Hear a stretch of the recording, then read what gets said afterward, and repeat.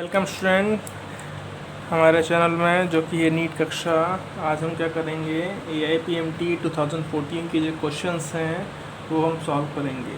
Number of question will be 5, सो आप tension मत लीजिए। एक एक करके हम सवाल सॉल्व करते हैं कि कैसे इसका हम सॉल्यूशन निकाल सकते हैं, ठीक है। जो पहला क्वेश्चन है वो है ड्यूरिंग विच फेज़, ब्रैकेट में एस लिखा है, इसका मतलब हो सकता है कि ऑप्शन में हमको पूछा जाता है कॉम्बिनेशन में, या तो एक होगा या फिर दो हो सकते हैं, ठीक है। Of cell cycle amount of DNA in a cell remains at 4C, इस टर्म को रखना 4C level if initial amount is denoted as 2C।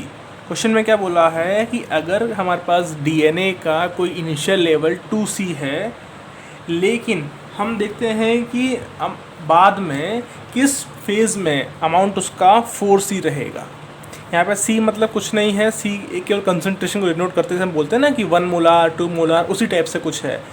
ये 2 था, ये 4 था, दैट मीन्स ये 2 टाइम मल्टीप्लाई हो जाएगा, ठीक है। अब हम देखते हैं सेल साइकिल में क्या होता है एक्चुअल में। देखो, सेल साइकिल में स्टेज होती है G1, S, G2 and M, ठीक है।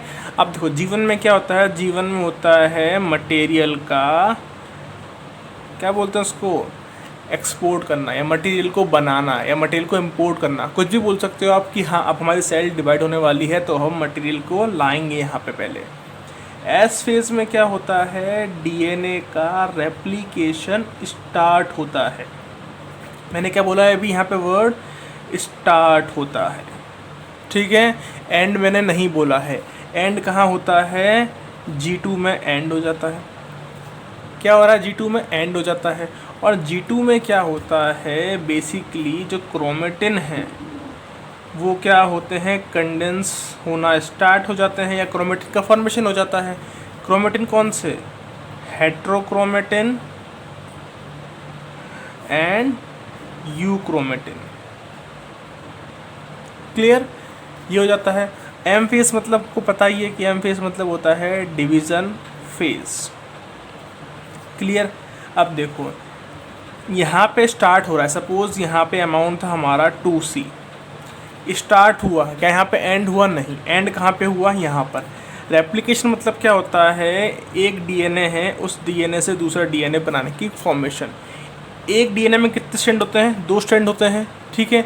अब दोनों स्ट्रैंड से कितने बनेंगे, ये 2 DNA बन जाएंगे। एक स्ट्रैंड से ये वाला पोर्शन बनेगा और एक स्ट्रैंड से ये वाला पोर्शन बनेगा, तो कितने फॉर्मेशन हो गए, 2। मतलब क्या हुआ कि 2 टाइम मल्टीप्लाई हो जाता है एक रेप्लिकेशन में। तो यहाँ पे 2C था, तो यहाँ पे कितना हो जाएगा, 4C। क्या इसमें DNA का सिंथेसिस होता है, नहीं होता है। तो क्या आगे भी 4C चलेगा, बिल्कुल चलेगा। तो आगे M फेज में भी क्या होगा, 4C। अब देखो G1 में क्या था, 2C था। S में क्या था, 2C था, लेकिन S में स्टार्ट हुआ DNA का फॉर्मेशन, तो G2 में आके 4 बन गया और M में आके 4 बन गया। ऑप्शंस देखते हैं, G0 एंड G1। G0 तो वो फेज़ होती है जहाँ पर कुछ भी एक्टिविटी नहीं होती, तो ये ऑप्शन वैसे गलत हो गया। एलिमिनेशन भी करते हैं हम कभी कभी, ठीक है। ओनली G2, ये सोचने वाली बात है। और G2 एंड M, ये भी सोचने वाली बात है। अब बताया था ना, यहाँ पे लिखा है एस ब्रैकेट में, इसका मतलब एक भी हो सकता है और दोनों भी हो सकते हैं। लेकिन अगर G2 में जाके दोबारा इसका रिडक्शन होता तो हम बोलते हैं कि only G2 will be the option. But क्या है कि G2 और M में भी क्या है, सेम है। तो आंसर हमारा क्या होगा, G2 एंड M। यहाँ G1 लिखा है तो G1 तो वैसे ही पहले हटा देंगे, तो G1 में क्या है, नॉर्मल इनिशियल कंसंट्रेशन है, तो ये भी एलिमिनेट कर दिया। दिक्कत आ सकती थी केवल इसमें, तो इसका हमारा आंसर जाएगा G2 एंड M। जो नेक्स्ट क्वेश्चन है उसमें भी सेल साइकिल का पूछा गया है कि in S phase of cell cycle, ठीक है। पूछा है कि एस फेज में एग्जैक्टली होता क्या है, तो अब बताते क्या होता है। देखो ऊपर वाले क्वेश्चन में मैंने क्या बताया था कि एस फेज में होता है DNA का सिंथेसिस, ठीक है। सिंथेसिस हो रहा है, भले ही वो एंड किस में होता होगा, G2 में होता होगा, लेकिन सिंथेसिस मतलब क्या, मल्टीप्लिकेशन स्टार्ट तो हो गया है। तो क्या हम बोल सकते हैं कि वहाँ पे डबल हो रहा है, बिल्कुल बोल सकते हैं। डबल हम आइडेंटिफाई कब कर पाएंगे, G2 फेज़ में, लेकिन डबल होना स्टार्ट कब हो रहा है, एस फेज़ में। एस फेज़ का नाम एस फेज़ क्यों था, जस्ट बिकॉज एस मतलब होता है सिंथेसिस। क्या है सिंथेसिस, मतलब हम बोल देंगे कि हाँ सर कुछ तो नया बन रहा है अब इस जगह आके। तो नया क्या बन रहा है, डीएनए का सिंथेसिस हो रहा है। डीएनए कैसे हो रहा है, डबल हो रहा है। ऑप्शन देखते हैं, चलो ऑप्शन में क्या लिखा है, amount of DNA remain same. बिल्कुल गलत बात, मैंने बोला कि यहाँ पे मल्टीप्लिकेशन स्टार्ट हो गया है, भले ही वो थोड़ी थोड़ी रेट में होगा लेकिन होगा ज़रूर। तो हम ये नहीं बोल सकते कि यहाँ पे डीएनए सेम है। मैं बोल रहा हूँ अभी यहाँ पे 2C है, किसने बोला कि डीएनए सिंथेसिस की प्रोसेस पूरी 4 घंटे बाद ही हो पाएगी। 2.1 भी तो बनेगा बीच में, मतलब थोड़ा सा पार्ट भी तो बनेगा डीएनए का। कंप्लीट डीएनए बनने के लिए वो होता है, आपको पता ना कि एक लीडिंग स्ट्रैंड होती है, एक लैगिंग स्ट्रैंड होती है।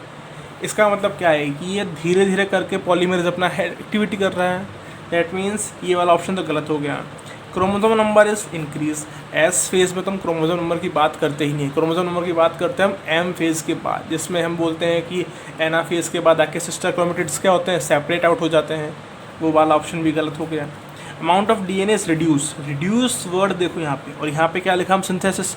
तो ये तो जस्ट एंटागोनिस्टिक होगा ना, मतलब अपोजिट टाइप की होगा ये तो, कि ये तो भाई रिड्यूस कर देगा और ये इनको इंक्रीज कर देगा। ये ऑप्शन गलत। फर्स्ट ऑप्शन क्या है, amount of DNA doubles in each cell. बिल्कुल सही, हम बोल रहे हैं सिंथेसिस हो रहा है, डबल हो रहा है। एंड कहाँ पे हो रहा है, हम कैसे आइडेंटिफाई करेंगे कि हम G2 फेज़ में जाएंगे, हम सेल को देखेंगे, उसमें हम डीएनए देख लेंगे। एस फेज़ में क्या हो रहा है, उसका इनिशियलाइजेशन हो रहा है कि हाँ भाई अब ये डबल होना स्टार्ट होगा। तो ऑप्शन नंबर फर्स्ट जो है हमारा बिल्कुल करेक्ट आंसर होगा। इस क्वेश्चन में क्या है कि हमारे पास एक चीज़ दे रखी है। क्वेश्चन यह है कि person with the blood group AB is considered as the universal recipient because he has। Universal recipient मतलब क्या होता है कि वो किसी से भी अपना ब्लड ले सकता है। ऐसा क्यों हो रहा है, देखो सबसे पहली बात है, अगर कोई किसी से ब्लड ले सकता है दैट मीन्स क्या है कि उसकी बॉडी में उस ब्लड ग्रुप के अगेंस्ट एंटीबॉडीज़ नहीं बनेगी। अगर एंटीबॉडीज़ बन जाती तो क्या होता है कि एंटीबॉडी ब्लड की उस पर्टिकुलर एंटीजन को फॉरेन पार्टिकल मांग के क्या कर देती, डिस्ट्रॉय कर देती। लेकिन ऐसा नहीं हुआ। इसका मतलब क्या है कि इस पर्सन के अंदर एंटीबॉडीज़ एब्सेंट होंगी। अब देखो पहली बात है कि एंटीजन एंटीबॉडी में क्या होता है, ठीक है, एंटीजन कहाँ होता है, एंटीबॉडी कहाँ होती है। सपोज़ ये हमारे पास RBC है, ठीक है, RBC की सरफेस पे हमेशा होता है ये एंटीजन, ठीक है, और ये हमारे पास ब्लड वेसल है, इसके अंदर प्लाज्मा है, ठीक है। इस ब्लड वेसल के अंदर प्लाज्मा में हमारे पास होती है ये एंटीबॉडी, वाई शेप एंटीबॉडी दिख रही है आपको, बिल्कुल। एंटीबॉडी कहाँ होती है, प्लाज्मा में, और एंटीजन कहाँ होते हैं, RBC के सरफेस पे। अब देखो क्या होता है अब कि हमारे पास कुछ टाइप के ब्लड ग्रुपिंग होते हैं, जैसे AB एंड O, ठीक है। हमने लिखा है कि एंटीजन और एंटीबॉडी।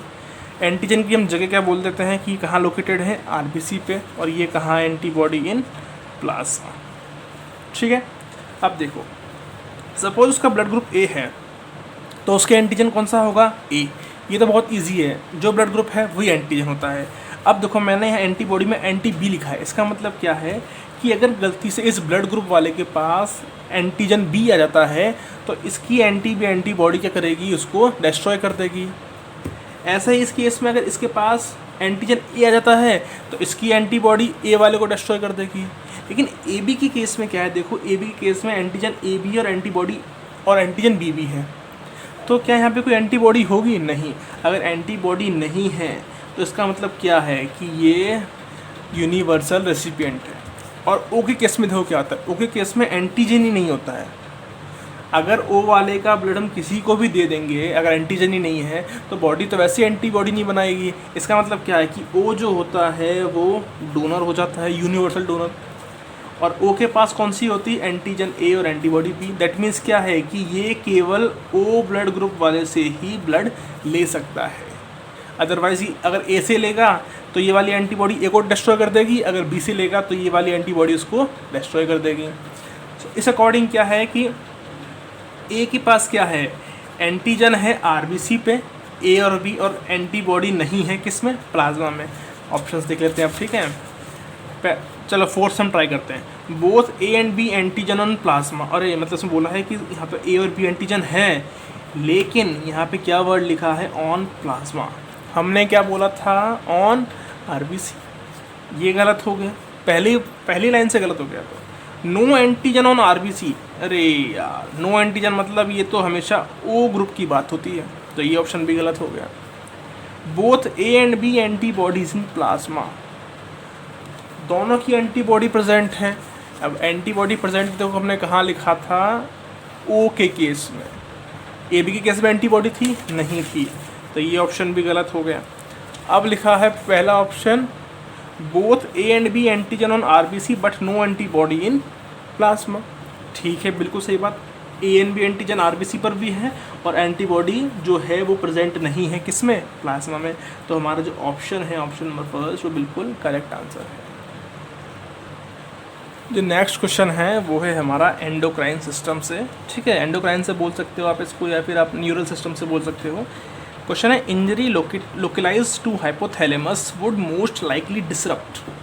अगर हाइपोथैलेमस में इंजरी होती है तो सबसे पहले क्या इफेक्ट करेगा, सबसे पहले और सबसे मेजर। ठीक है, अब हम ऑप्शन सर आपको क्या क्या ऑप्शन दे रखे हैं इसके अंदर। पहला ऑप्शन है शॉर्ट टर्म मेमोरी। अगर आपको याद हो तो ब्रेन का एक पार्ट होता है सेरेब्रम। ठीक है, ब्रेन का सेरेब्रम पार्ट होता है। ठीक है, ब्रेन का फ्रंटल लोब होता है, ब्रेन का पैराइटल होता है, टेम्पोरल होता है और ऑसिपिटल होता है। ठीक है, जो मेजर फंक्शन है ब्रेन के वो ये चारों ही लोब करते हैं। उसमें से भी जो फ्रंटल लोब होता है वो मेजर पार्ट करता है। अब देखो, शॉर्ट टर्म मेमोरी कौन करता है, सेरेब्रम कर लेता है। कोऑर्डिनेशन ड्यूरिंग लोकोमोशन कौन करता है, वो करता है हिंड ब्रेन का सेरेबेलम। ठीक है, लोकोमोशन वहीं से तो होगा क्योंकि वहीं से जाके क्या होता है, हमारे स्पाइनल कॉर्ड क्या होती है, जुड़ी हुई होती है। स्पाइनल कॉर्ड जुड़ी है, दैट मीन्स क्या है कि वो पूरे प्रोसेस को मेंटेन करेगा। Executive function such as decision making, decision making का जो लोब होता है वो होता है हमारा फ्रंटल लोब में। जब बोलते हैं ना कि अगर सर आपके बिल्कुल आगे वाले सर के हिस्से पे चोट लग गई हो तो आप सोचना बंद कर देते हो, बिल्कुल उसी वजह से होता है क्योंकि फ्रंटल लोब जो है वो डैमेज हो चुका होता है अपना। तो ये भी गलत हो गया। रेगुलेशन ऑफ बॉडी टेम्परेचर, एक हाइपोथैलेमस ऐसा ऑर्गन या ऐसी ग्लैंड है जो दो काम करता है। एक तो करता है रेगुलेशन ऑफ टेम्परेचर एंड एक करता है बॉडी बैलेंस। बॉडी बैलेंस कैसे करता है, रेगुलेशन कैसे करता है, रेगुलेशन टेम्परेचर करता है, ये अपनी बॉडी के टेम्परेचर को ऐसे increase decrease according to the environment. ऐसा नहीं होगा तो क्या होगा, हम भी वैसे हो जाएंगे एनिमल्स जैसे कि सॉरी अगर यार बहुत ज़्यादा वो गर्मी हो गई हो तो अपना टेम्परेचर बहुत ज़्यादा बढ़ जाएगा, उस तरीके से नहीं होता है। ठीक है, बॉडी बैलेंस मतलब क्या होता है कि शरीर में देखो आपको पता है कि न्यूरॉन्स भी होते हैं और केमिकल्स भी होते हैं। न्यूरॉन्स तो किससे, ब्रेन से निकल रहे हैं, और केमिकल ग्लैंड से निकल रहे हैं। इन दोनों का भी वो क्या करता है, बैलेंस करता है। ठीक है, तो इस अकॉर्डिंग क्या है कि जो हमारा ऑप्शन फोर्थ है वो बिल्कुल सही है। शॉर्ट टर्म मेमोरी हमारा कौन करता है, सेरेब्रम करता है। ड्यूरिंग लोकोमोशन कौन करता है, सेरेबेलम करता है। Executive function of decision making कौन करता है, वो फ्रंटल लोब करता है। तो ये तीन ऑप्शन तो हमारे ब्रेन से ही कनेक्ट हो गए हैं, लेकिन पूछा क्या था हाइपोथैलेमस के लिए, तो हम हाइपोथैलेमस के लिए बोल सकते हैं रेगुलेशन ऑफ बॉडी टेम्परेचर। तो जो हमारा नेक्स्ट क्वेश्चन है वो है fight flight reaction cause activation of. ठीक है, फाइट फ्लाइट मतलब क्या होता है, सपोज़ है कि आपके सामने कोई एक लॉयन आ जाए, लॉयन आ जाएगा तो क्या होगा, ये इंसान यहाँ पे खड़ा रहेगा कि ये मूव करेगा, और दूसरी बात है मूव करेगा। मूव करने के लिए इसको एनर्जी है, इसको जो कंट्रोल था या सिग्नलिंग थी वो किसने प्रोवाइड कराई, वो हमें देखना है। अगर वो चीज़ कंट्रोलिंग नहीं होगी तो ये इंसान यहाँ से मूव ही नहीं करेगा और शेर आएगा इसको अपना शिकार बना के खा जाएगा, दैट्स इट। लेकिन ऐसा हुआ है कि वो भाग चुका है वहाँ से, उसको डर लगा है, उसके वैसोडाइलेशन हुआ है, हार्ट बीट इंक्रीज हुई है, सलाइवा सिक्रेशन रुका है। क्यों हुआ है ऐसा, देखो ऐसा होता है, हमारी एक ग्लैंड होती है जिसका नाम है एड्रिनल ग्लैंड। ठीक है, एड्रिनल मतलब नाम में दिख रहा है कि ये रीनल के ऊपर है, दैट मीन्स कि ये किडनी के ऊपर है, तो उसको हम सुप्रा रीनल भी बोल देते हैं। एड्रिनल ग्लैंड में क्या होता है कि दो पार्ट होते हैं, कॉर्टेक्स और एक मेडुला। जो कॉर्टेक्स होता है वो कॉर्टिकोकॉइड्स को सिक्रेट करता है, और जो मेडुला होता है वो करता है दो हार्मोन, दैट इज़ एपिनेफ्रिन, दूसरा नॉर एपिनेफ्रिन। ठीक है, ये दोनों क्या करते हैं, ये दोनों स्टिमुलेट करते हैं किसको, सिग्नल को। Signal of what, signal of vasodilation, signal of saliva secretion, signal of heart rate, ठीक है, सिग्नल ऑफ मसल कॉन्ट्रैक्शन, ये सब सिग्नल को जनरेट करते हैं। कैसे करेंगे देखो, सिग्नल पहुंचेगा तो मसल को बोला जाएगा कि ठीक है आप फटीग कम करो, चुपचाप दौड़ना स्टार्ट करो। हार्ट रेट को बोला जाएगा तुम बहुत तेज़ से धड़को क्योंकि हमें ब्लड की बहुत ज़्यादा ज़रूरत है भागने के लिए। सलाइवा को बोलेंगे कि तुम रुक जाओ, अभी ज़रूरत नहीं है भाई, ऐसे करके पूरा दे देगा। तो ये फाइट एंड फ्लाइट में आता है। ऑप्शन देख लेते हैं। Parathyroid gland leading to increase metabolic rate. Parathyroid gland से क्या होता है, पीटीएच हार्मोन होता है, पैराथ हार्मोन, जो किसके, कैल्सीटोनिन के एंटागोनिस्ट होता है, तो वो उसमें हेल्प नहीं करता है, तो ऑप्शन गलत। Kidney leading to suppression of RAS pathway, नहीं, किडनी भी क्या करती है, किडनी का काम बिल्कुल अलग है, किडनी फाइट एंड फाइट में भी कभी काम नहीं आती है। Pancreas leading to reduction in blood sugar level. Blood sugar level ठीक है एक हद तक होता है, लेकिन क्या ब्लड शुगर लेवल से आपके अंदर फाइट एंड फ्लाइट कंडीशन आ जाएगी, नहीं आएगी। फाइट एंड फ्लाइट कंडीशन के लिए बहुत सारे पैरामीटर्स बहुत ज़रूरी होते हैं, ये तो केवल एक पैरामीटर कम कर रहा है, दैट मीन्स ये ऑप्शन भी गलत है। अब बचा कौन सा option, adrenal medulla leading to increase secretion of epinephrine and norepinephrine. देखो मैंने यहाँ बताया था कि ये क्या करते हैं, दोनों को सीक्रेट करते हैं, ये इंक्रीज़ होगा तभी आगे पूरी फाइट एंड फ्लाइट की मैकेनिज्म क्या है वो कंट्रोल हो पाएगी। So option number 3 will be the correct answer. ठीक है, ये थे हमारे आज के 5 क्वेश्चन। अब तक काम कीजिए आप, इसको शेयर करना वीडियो को अपने कलीग्स के साथ, अपने क्लासमेट्स के साथ, अपने जूनियर्स के साथ जो भी नीट की तैयारी कर रहे हैं या जो 11th-12th बोर्ड के एग्ज़ाम में भी हैं, उनको बोलना कि जाओ आप यूट्यूब पे नीट कक्षा सर्च करो और सब्सक्राइब कर दो। ठीक है, पसंद आई वीडियो तो लाइक कर देना और शेयर भी कर देना। Thank you.